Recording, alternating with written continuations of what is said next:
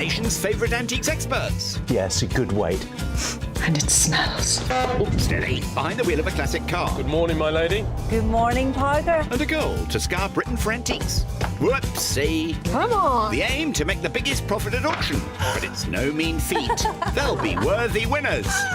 And valiant losers. Will it be the high road to glory? It's about winning. Or the low road to disaster? Pop, pop. This is the Antiques Road Trip. What a gas, eh? It takes more than dark skies and persistent drizzle to dampen the spirits of our irrepressible auctioneers Izzy Balmer and James Braxton. Oh yes. And here they are in their 1978 MGB, delighting in the Norfolk countryside.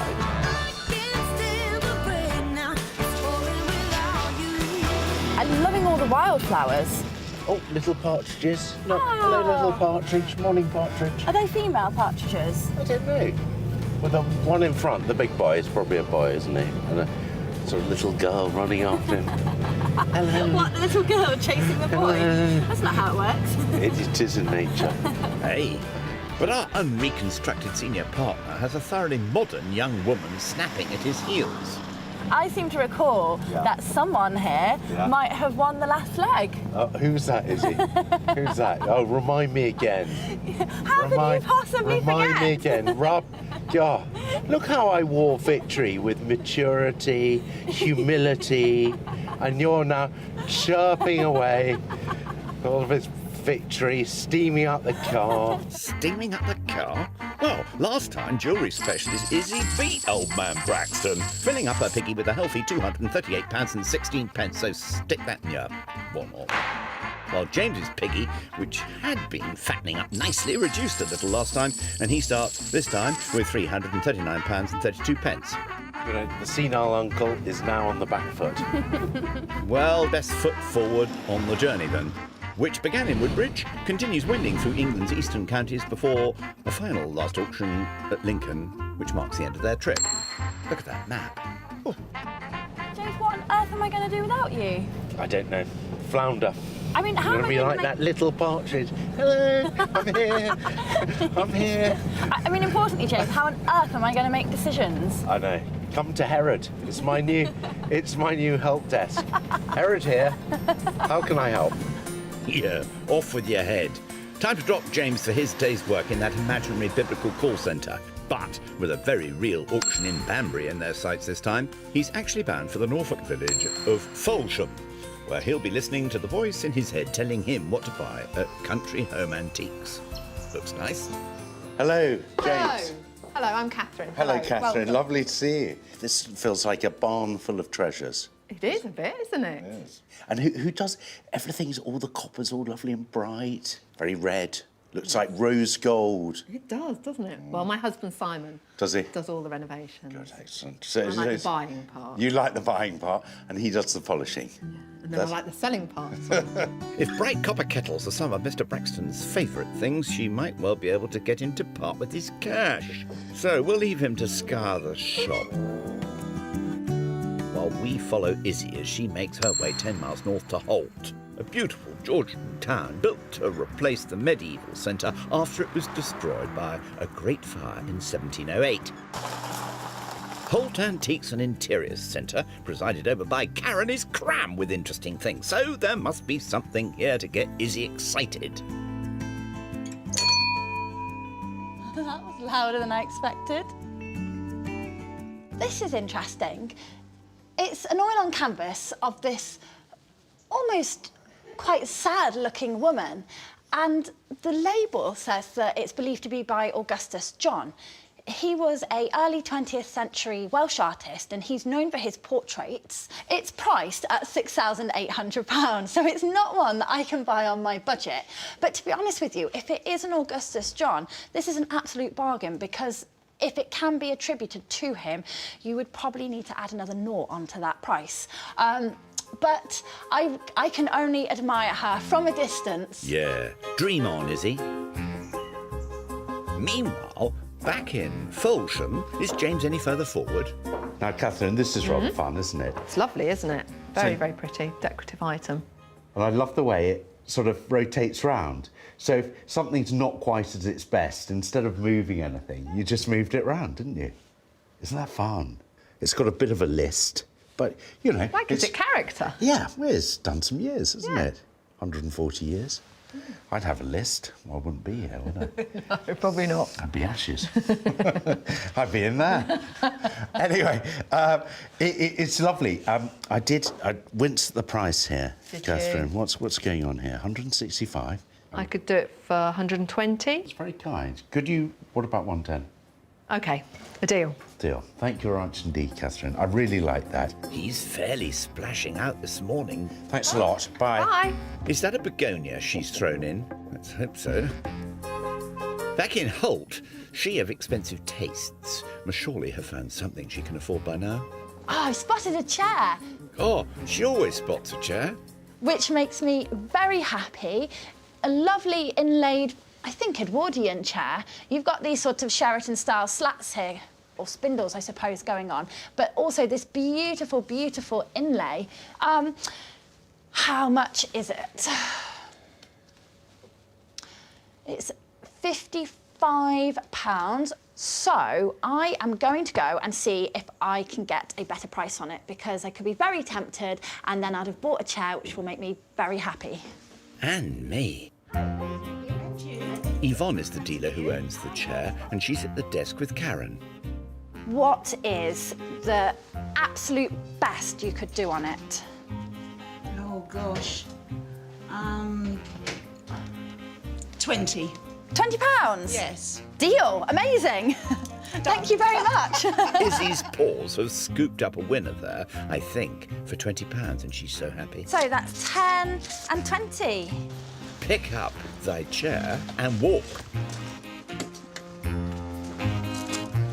Hey, look at this. If James Braxton can fit in there, so can that chair. Oh, I'm having Legs in the air, like you just don't care. in. Excellent. Oh, I do like to be beside the seaside. And it's only 10 miles east of Holt to the coastline of Norfolk, where James is coming in with the tide in lovely Cromer, famous for the crab fishing. And on the town's elegant pier, dating from 1902, Mr. Braxton is going to try his own luck at catching a crustacean with a crabbing net. And while he waits to see if anything bites, he's meeting Cromer fisherman John Davies to hear more about the town's famous catch. What makes Cromer crab so special? Well, a lot of it is to do with the seabed. We have a large chalk shoal and flint here, and it's quite shallow, the North Sea, and especially this part. You know, just clean, fresh water. It's quite a special, unique seabed, really. Wherever you go in the country, people say, where do you come from? You say Cromer. Oh, they'll say Cromer crabs. Right. And, you know, so that is very, very well known. Fishing has provided a good living here for centuries. The guidebook from 1800 records Cromer having a considerable crab trade with London. John is the 8th generation of a family of fishermen. It's changed over the years, obviously. There were small, double-ended, clinker-built boats, and now we have a modern catamaran with outboard motors. This is fabulous, isn't it? Yeah, well, it's a nice, stable working platform. Yeah, it is. This is your basic, old, traditional wooden-style crab pot that is basically now getting phased out, to be quite honest. Nice bit of hazel. Yeah, hazel, and believe it or not, this is parachute cord. Really? Really is, and this is very, very old, this particular pot. Yeah. We still use some like that. Yeah. And then it moves on to the modern parlour pot that you see here. Yeah. Because it has an extra entrance. The crabs come in here, Yeah. and the bait is in the middle here, feed, and then they look for a way out, and then head into there, into the parlour. Oh, and they I get see. further trapped in there. So, you know, these pots are a That's little a bit very more nice, efficient. sort of quaint name, that Victorian parlour, doesn't it? Yeah. Parlour. And what do you bait them with? Horse mackerel, gurnards. Yeah. A lot of fish that are not really used for human consumption. The fresher they are, the better that is. Yeah, yeah. They tent them in. Exactly. And how many pots do you have out at sea? Yeah, well, we'll have over 1,000 pots in the water at any one time. Goodness me. And you out every day? Yeah, almost every day. We don't do so many Sundays now, but, you know, we're out 7 days a week, 8 if possible. And are you one of many families working here? There's not so many families now as what there was, you know. Youngsters nowadays are not coming into the industry You know, my son runs a gym and my daughter's a veterinary nurse, so I'm 8th generation, but I am at the minute the end of the line. Dear, oh dear. Quite. You need to seek an apprentice. Change your career, James? Kevin Jonas is a former fisherman who runs a local seafood business selling chroma crab. Is this a typical chroma crab we're looking at? Absolutely, yeah. Just landed this morning on the beach. Good quality at the moment, peak season. And where will these go? They go back to our factory just up the road in Cromer, and they will end up nationally dressed crab, traditional dressed Cromer crab. Can you tell the difference? Is that a lady crab or? Yeah, that's a female crab. Yeah, that's a male crab. You can see there the female crab has a lot broader, what we call the apron there. The apron. Yeah, and the male crab has much bigger claws in proportion to its size. It's armour plated. It's armour plated. That's really good. I won't pick one up. They look as though they got my name written on them. Yeah, you'd know if they knew, you'd know about it. Yeah. By 1887, 1 in 5 of the local population were employed in fishing, and the industry remains at the heart of the local economy. There's 14 odd boats on Cromer Beach alone. Yeah. There's various boats dotted all around the coast and various little inlets. We employ 65 people ourselves. And and then all the tourism that comes with that. Yeah. And how does it taste after it's been dressed with a dash of lemon, some pepper, and maybe a bit of Angostura? And the brown meat is a really delicate flavour for the Cromer crab. That's the real difference for the Cromer crab. So it's all in the brown meat. Right, fabulous. Can I Absolutely. leap away?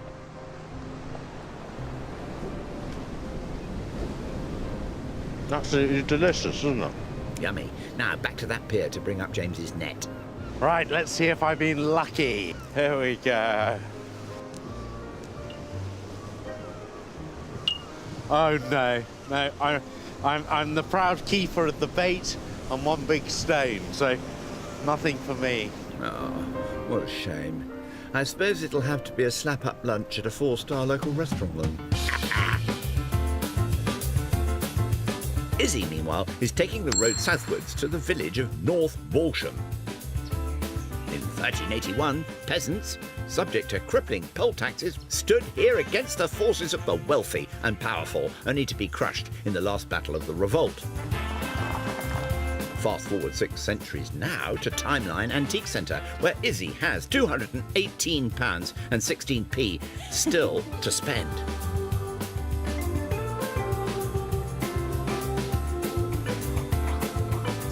So nice to see such an old antique piece of furniture. It's a Queen Anne chest on stand, so it's sort of circa 1700s, and it's got this beautiful bare wood. Oh. Old pants? Oh, that is such a good smell. Musty? It's old, it's antique-y, it smells like... Mothballs? It smells like a stately home. Gosh, they'll be pleased about that. Oh, they all smell so good. There's a crazy lady in a shop sniffing drawers. Oh, my goodness me. I am going to stop sniffing the drawers and move on. I think that might be a good idea, love. Time to get buying, eh? Judy, so, am I right in thinking this is your cabinet? That is, yeah. What have you got that I could get for under £50? There's a pin cushion in there. Ah, that's kind of cute, isn't it? It's had some use. Yeah. I mean, I guess ideally we would want it in pristine condition. But to me, I love that it's had use. It's in silver, isn't it? That is, yeah. And you've got this sort of very nice... I'm guessing it's sort of like a floral pattern, but it's all quite loose, isn't it? All quite fluid. Oh, and it's got the original silk on the bottom, which is lovely. I could be interested. How much are we talking? We could do that for 30. £30. That is a definite maybe, which is a complete oxymoron, isn't it? And do you know what? I've also seen a snake necklace with, like, Marcus Eat Snake. Yeah. Do you know who that belongs to? That is actually mine as well. Oh, is it? Yes. Oh, fantastic. Snake necklace? Sounds interesting. You've got him down as 1970s, but I wonder if he's actually a little bit older just because of the clasp. And it's what's known as a tongue and box snap clasp. So you've got your tongue and you've got your box in they go. There should be a snap, but there wasn't there. But if we clip over the clip, there we go, there's a bit of a snap. What I like about him is that he's set with marquisite, which was really popular sort of around the turn of the 1900s and into the 20s and 30s. He is just a piece of costume jewellery, really, isn't he? And I can see he's unfortunately missing a stone here and there, but I do quite like him. He's lovely, but what could he be? I didn't notice his stones missing, so I could do him for 20. For 20? Can I be cheeky? Can the box be included? That can, yes. Amazing. That is a definite deal. Thank you very much. Okay. Very nice. And a lovely Deco Bakelite box thrown in too. Also, actually, can I please take you up on your offer of the pincushion? Yes, that's fine. Thank you very Okay, much. Thank you. So I make it 30 on the pincushion, 20 on the snake, 10, 20, 30, 40, 50. Thank you so much. Okay. Thank you. Thank you. Time to call it a day and pick up James, who's still full of the taste of chroma. I tell you what you need in Norfolk, Izzy, you need chroma crab. Chroma crab. I don't think I've ever had chroma crab. Oh, I will be seeking crab meat. Bon appetit. Nighty-night. Back on the road and over the border to Suffolk this morning, and James is dispensing advice for a healthy life. So you have an apple every day? Apple, very good for the teeth. That's why I've got remarkable teeth. Are they real? Excuse me. Of course they're real. Well, that's what the dentist told me. Do you have a favourite variety of apple? No, I take all comers. Crunchy or soft? I like. It doesn't matter. They've got to be firm. Okay. I like a firm apple.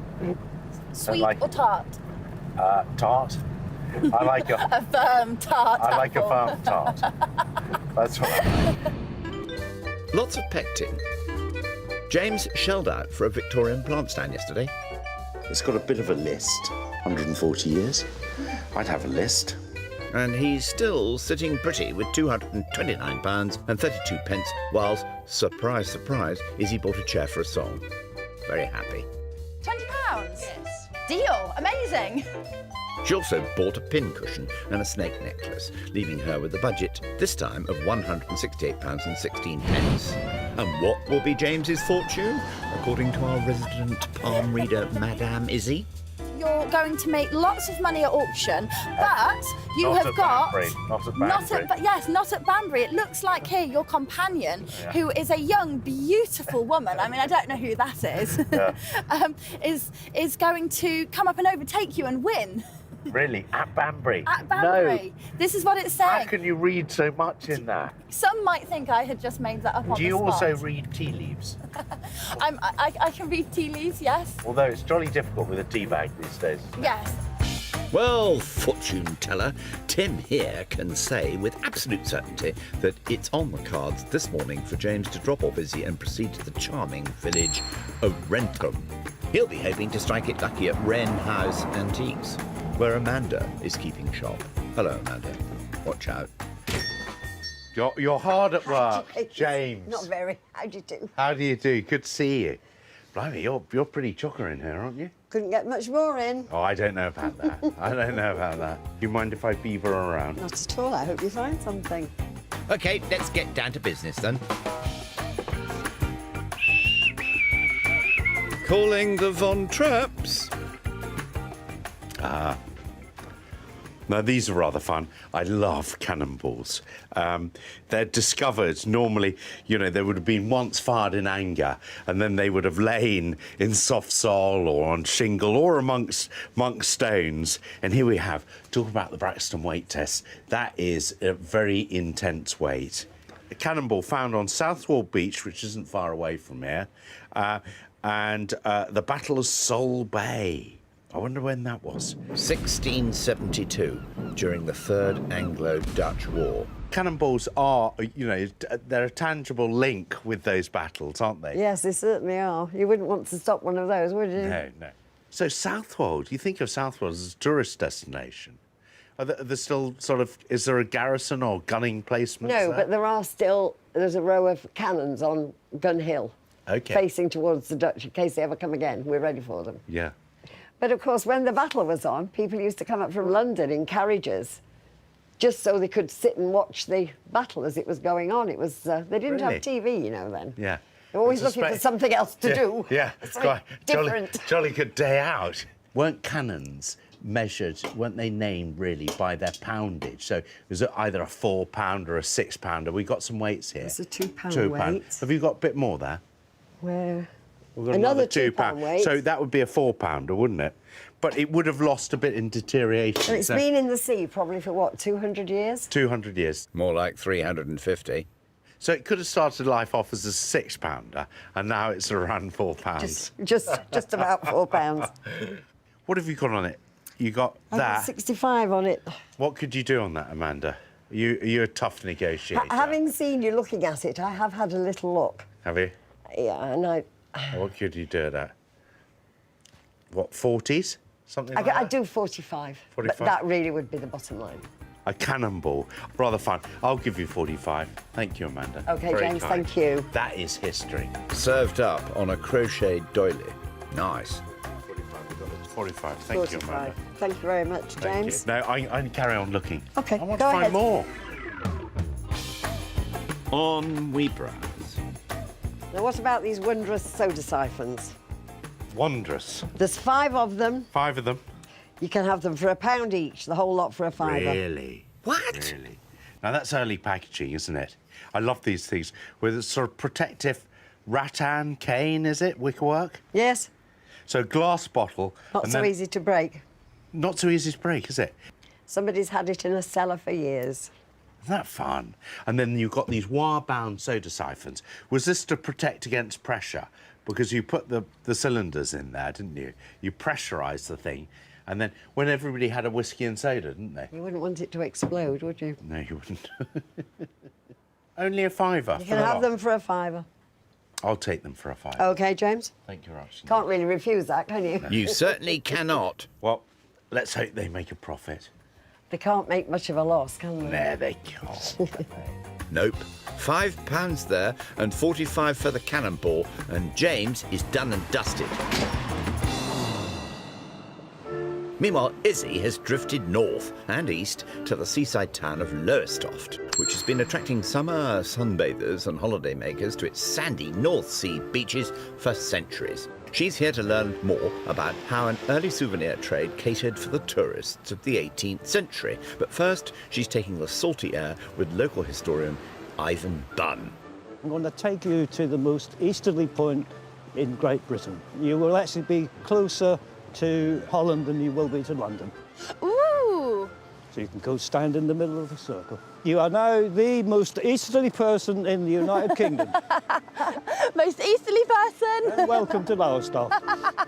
Thank you. This is a place which has always been defined by its coastal geography. These would have been open sand dunes. There would have been boats pulled up on the beach here, and there would be fishermen working here. There would be boats out in the sea there, unloading their catches and bringing them onto the beach. And of course, as well as fishing, by the mid-18th century, it had become an embryonic seaside resort. 1768, the first bathing machines are installed here. It's the second town in the country to have them. Tourists are beginning to arrive in the town to take the salt waters, to bathe, and it becomes a spa town. And at the same time, the Lowestoft porcelain factory starts to produce its wares. From the late 1750s, Robert Brown and Partners' tile-making and earthenware business was booming, and the Lowestoft Museum houses a fine collection of the lovely porcelain they fashioned from local materials. The factory producers, the managers, obviously realised that they had a niche trade here, so they started to produce very, very early trifles, souvenirs for the tourists to take home. And this is what I wanted to show you. We actually have one here, a trifle from Lowestoft. It's beautiful, isn't it, with all this hand-painted floral decoration. So it was just tourist pieces they were making? They're also producing items such as this jug, which was produced for John Vince. Obviously, the person who commissioned that had a little bit of money, could afford to pay for it. For the poorer people, perhaps, they were producing these birth plaques. So that's to commemorate the birth of that young man. Oh, it's really pretty. In the late 18th century, things Oriental were all the rage, and this fashion is reflected in the porcelain made at Lowestoft. I was going to say, they do have an Oriental look to them. You know, they're kind of in that Amari palette, aren't they, with the red and the blue and the gold gilding? And it's fascinating when you think about it, because Lowestoft back then was a bit of a backwater. It wasn't on the way to anywhere, and I don't know how many people in Lowestoft had the concept of China. Competition from Worcestershire and Staffordshire is one of the reasons why the business was eventually wound down, ceasing production by 1800. Nowadays, Lowestoft porcelain is rare and highly prized, with the record price for a single piece at £30,000. Ivan thinks there may even be some lurking in high places. In 1784, John Adams, who became the second president of the United States, 1796, was on his way to Paris for the peace conference there. We know from his diary that he stopped off at Lowestoft. Many, many years later, when I was in California, I was talking to a friend, and he told me that he'd heard rumours that they actually had Lowestoft porcelain in the White House. And we're wondering if he didn't pick up one or two of these nice pieces and take back to the States with him, and they finish up in the White House. Well, wouldn't that be fantastic? Wouldn't it be that? I've got some shopping to do this afternoon, but I'm going to keep my eyes peeled for some Lowestoft porcelain. And I'll keep my fingers crossed that you find some. Let's catch up with James now. He's on his way to his last shop with £179.32 in his pocket. Bargains. Bargains is what I need after the great Battle of Beccles, where I suffered a defeat to the victorious Izzy. I need to regain some ground and regain some money. And his last chance to put that plan into action is 20 miles southwest in the charming Suffolk village of Yoxford, where he is first to arrive at their final destination today, Yoxford Antique Centre. Nigel, good to see you again. Nice to see you. Really good, good. Well, I know it's a big place. I better get moving, shouldn't I? OK, matey, if you need help, give us a shout. Time for James to have a gander at all the fine antiques on display, inside and out. Into the fresh air. Look at that honeysuckle. Now, the world is warming up. England is warming up. It's a time for gardens. A time for gardens. And here's a rather lovely table. It looks like a... What does the label say? We've got French cafe table with an iron base. On my word, it certainly passes the Braxton weight test. That is very heavy. So zinc top, circular, and the base is rather nice because we've got an impress mark here, so-and-so, and Grenoble. £95 it's got on it. I'd have to ask Nigel about this. There he is, lurking in the bushes, look. You like our cafe table? Yeah, I like that cafe table. And the great thing about these circular tables is you can fit so many people around them, can't you? Absolutely, absolutely. It's got some age as well, isn't it? It's got a bit of age, yeah. And, you know, the rust is slightly reassuring. It's a painted zinc top. I like the fact that it's placed. We've got Grenoble there. Nigel, I like this. It's got 95 on the ticket. What could that be? Our best price on that, James, will be £85 and 50 pence. And 50 pence, and really? 50 pence. Is that quite crucial, The Nigel? all-important 50 pence. OK, so here we go. That's the 85. That's lovely. And I think I have got a 50p. What have I got on me? Loose change. There are. No, I haven't got a 50. I've got 60. Have that on me. Oh, James, you're a gentleman, sir. You're a gentleman. Thank you very much indeed. It's good occasionally to be seen, to be paying for, isn't it? In the meanwhile, Izzy has arrived and seems a little overwhelmed by the volume of wares. I don't know what to get. Ah! In fact, I've never seen a whelm so completely overed. It's just so difficult. Yeah, and you've already bought a chair. This looks like my kind of object. She just can't help herself, you know. It's a Georgian side chair in elm, probably late 18th century. what I really like about it is I like the small size about it actually, but I love these buttons here. They spin. Very, very smooth, and you can see sort of like the age to it and the wear and the nice dip here. So the ticket price is £68. So I would quite like to get a little bit off that if I can. I really, really like this chair, and I think I might have to have it. So I better go and see what price I can get on this one. Charlotte, hi. Hello. I love your chair. I probably shouldn't tell you that I love your chair because it's lovely. It's just beautiful. I can offer you a very good price. So how about 48? 48 would be brilliant. Yes, please. I will shake your hand. Thank you very much. That's superb. Thank you. Well, so it was. Nigel, I want to show you this wine rack. That's very nice. Is this en français, do you think? I think it is French, indeed. Do you? Yeah. So you get a really nice display. So you just build it up there because, you know, when I first saw it, it looks quite skeletal, doesn't it? But I imagine when you start putting all these bottles here, it would take a lot, wouldn't it? There's a lot of rows here. It's getting on for 200 bottles of wine, I think. 200 bottles of wine? Yeah. A Braxton-sized affair, then. What have we got on this? 35? We can do our usual 10%, James. Really? For you, yeah, that'd be 31.50. 31, not the 30 then, No, Nigel. not the 30, 31.50. Cheers. Whew. So how's Izzy getting on inside? This kind of appeals to me because I think it's something that James would like because he loves bamboo. It's a bamboo mirror. It's in that aesthetic movement style. It's a beveled glass here, and then you've got to the background you've got the butterflies and the flowers. You know, it probably is sort of a period piece, turn of the century. I'm just sort of looking at the back here, and there's actually quite a big crack down the back. I mean, it's priced at £20. I mean, I don't know whether I should get it because I think James would like it. He's probably already seen it. But wouldn't it be brilliant if he hadn't and then really liked it? Do you know, I think she's overthinking this lark a bit. I'm going to go with bamboo. Hooray! A decision. So there's this mirror, which is priced at £20, so I'm not going to argue on that one. That's a good price, I think. And I've spoken with Charlotte about the Suffolk chair, and I've agreed £48 with her on that one. So that makes it £68. That's right. Gosh, my maths is terrible, isn't it? Splendid, thank you very much. And their work here is done. I warned you at the start. You're the hare and I'm the tortoise. OK, well, let's see him Banbury, eh? Let's see him Banbury. Ride a cock horse, I'd say.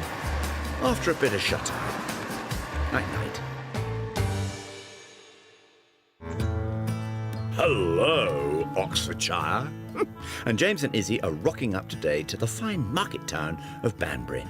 The medieval cross of the nursery rhyme fame was torn down by Puritans in 1600, but a Victorian replacement was erected in 1859. And with rings on her fingers and bells on her toes, our fine lady and her gentleman friend are hoofing it this morning to JS Auctions. So this is your chance to even up the scores, is it? Yes, I'm hoping that I'm going to catch you up today, James. Oh, I love your shoes. In fact, they remind me of Elton John. Does he wear high heels? James parted with £277 on 5 lots. Oh, this is such a James buy. I mean, who needs 200 bottles? Annoyingly, I think he's going to make a profit on it. While Izzy spent a more modest £138 on her 5 lots. I like this chair for 2 reasons. 1, the design. It's got some nice curves. 2, the material, elm. I know Izzy has a problem with chairs. She paid £48 for this. I think she'll make a profit. And is anything delighting our auctioneer today, Joe Smith? OK, now the snake necklace, very good piece of costume jewellery, but extremely desirable. All the ladies during the viewing have loved it. I think a good success possible. The Victorian Wirework plant stand, a very nice lot indeed, ready to go, very desirable in today's market, so should be the top lot of the day, I think. Core, it's jumping in here, look, and it's time to be seated. Here goes. Good luck. First up is James's collection of soda siphons. Now, Are they worth more than the £1 each he paid for them? 15, 20 anywhere. £15 straight in. At 25, 30 is it now? 25 pounds, 30, see? 30. I mean, we're working our way up to the price of a bottle of whiskey Surely here. more than this. But at £30, we will sell them at 30. All done. So you've 6 times profit there. Is that how it works? Or have I just done terrible maths? Well, he's netted £25 anyway.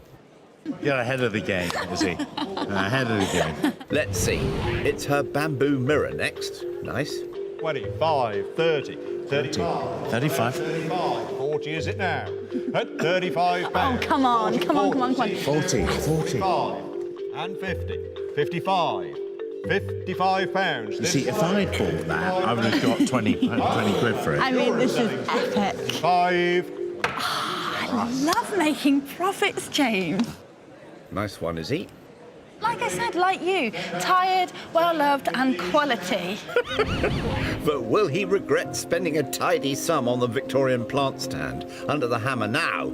Lots of interest. We start the bidding here at 95. It is at £95 a bid. Good, strong start. 100, 110, 120, 130. You're in profit.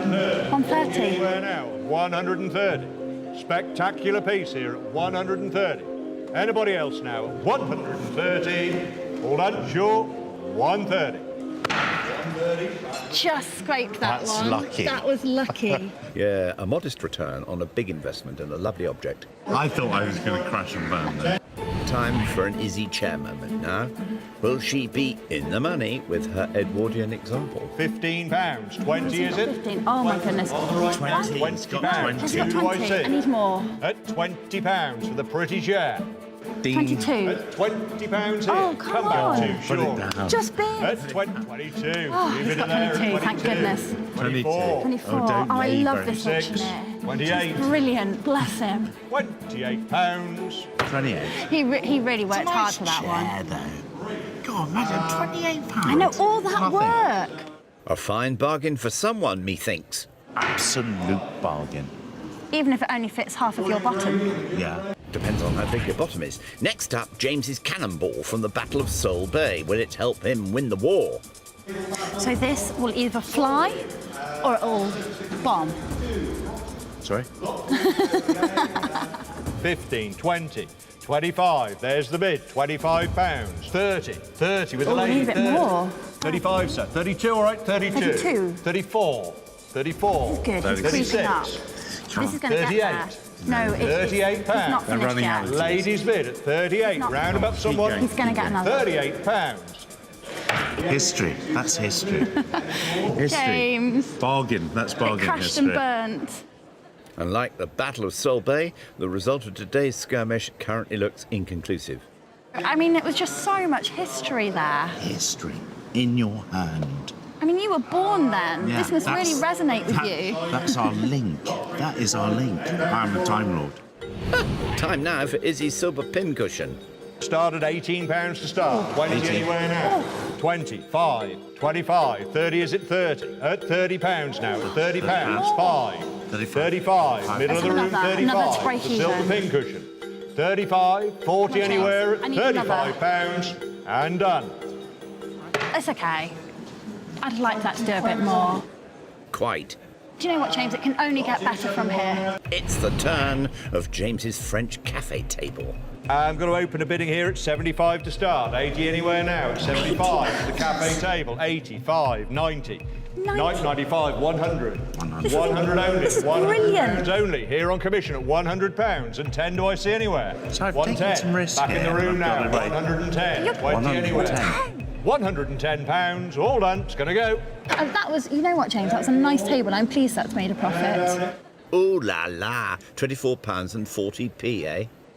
Yeah, I'm rather pleased. Yes. My two big lots that I was rather concerned about have made profits. It's time for another Izzy chair moment now, of the Georgian ball-back variety with uncomfortable seat. At 45 here on commission at Oh, 45. James, Good it's period, worth yeah. so much more. At £45, commission bidder. At 45, actually my 50 chair that they're anywhere selling? now. 45. There it's showing at 45. This is a disaster. The commission bidder. What just happened? 55. 45. I'm not sure. It was 45. And the first time she's lost money on a chair. That's beautiful. Well, someone has got I an can't absolute imagine bargain. it. I got maybe that was the heart instead of the head, wasn't it? I really thought that was going to do well. That leaves Izzy trailing a bit as we near the end. Time for that very James piece now, the gigantic wine rack. 35 to start. 40 anywhere now. Straight in 35 profit. pounds. 40 is it? No, straight in face washing. For the wine rack. 35 only. 40, 5 and 50. Ladies, 50 quid. Keep him going. Keep him 5 is it? I think we're done now. I'm happy for this to stop. Left. Anybody else now? At £50. We all done it away selling. Made a small profit. All my items have just made a small profit. And the problem is, small profits don't win the race. Every little helps, though. Come on. I thought you were the tortoise and I was the I am hare. the tortoise, and you are the hare. So, has the hare run out of juice? He's having a quick sleep, is he? By the The side of hare the road. stopped for lunch. The hare stopped for lunch. The hare's had too much wine with his lunch and he's having a snooze. Emptied the wine rack. Yes. Izzy's last chance to catch up now. It's the Bakelite box and snake necklace. Will it charm the room? 25 to start. 30 anywhere now. 30. 35, 45. Profit. 50, You're away. 55. 55. 55 on the far left now at £55.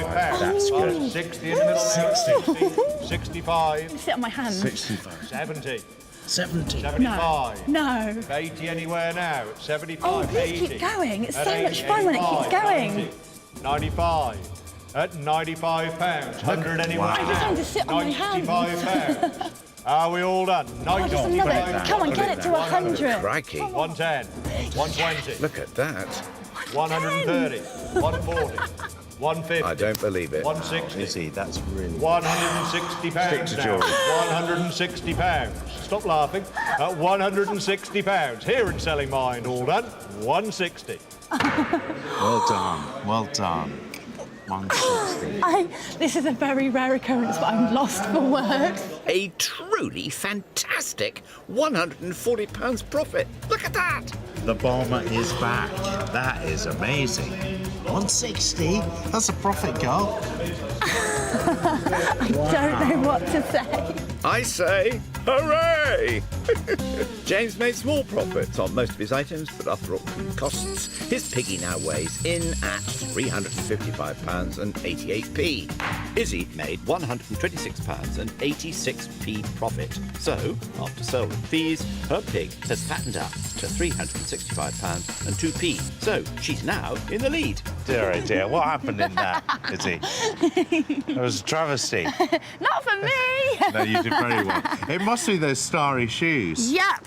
It's early to bed, thin suit for me, and up with the lark. I'm going out celebrating. I'll raise a glass.